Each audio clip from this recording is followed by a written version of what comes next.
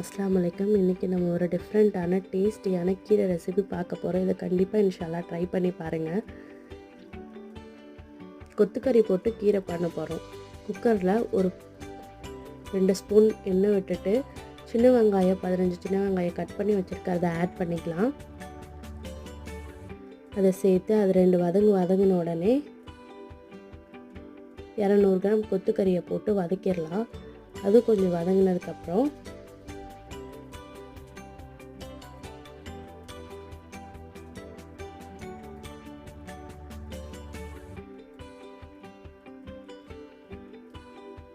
அது வதங்கினோடனே ஒரு தக்காளி ஆட் பண்ணிக்கலாம்.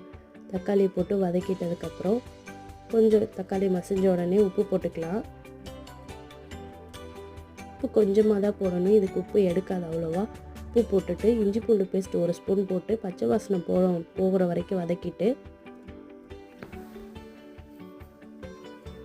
1 ஸ்பூன் மிளகாத்தூள், 1/2 ஸ்பூன் மஞ்சள் தூள், 1/2 ஸ்பூன் கரம் மசாலா, இது 3த்தையும் போட்டு நல்லா வதக்கிடலாம். வதக்கி அதை கொஞ்சம் நல்லா மசாலாலாம் மிக்ஸ் ஆனதுக்கப்புறம் விசில் விட்டுடலாம். 4 விசில் விட்டு எடுத்தோடனே கைமா வெந்து வந்துடும்.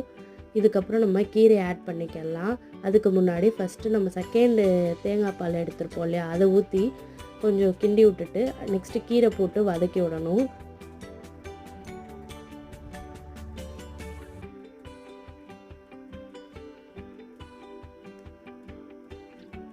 கீரை நல்லா கொஞ்சம் வதங்கினோடனே தண்ணி விட்டதுக்கு அந்த தண்ணி வற்றினதுக்கப்புறமா நம்ம ஃபஸ்ட்டு எடுத்த திக்கான தேங்காய் பாலை ஊற்றி மிக்ஸ் பண்ணிடணும். மிக்ஸ் பண்ணி இறக்குனீங்கன்னா டேஸ்டியான நமக்கு கைமா கீரை ரெடி ஆயிரும். இது சக்கரவர்த்தி கீரை. இதை கண்டிப்பாக ஒரு டைம் ட்ரை பண்ணி பாருங்கள். சப்பாத்தி சாப்பாடு எல்லாத்தோட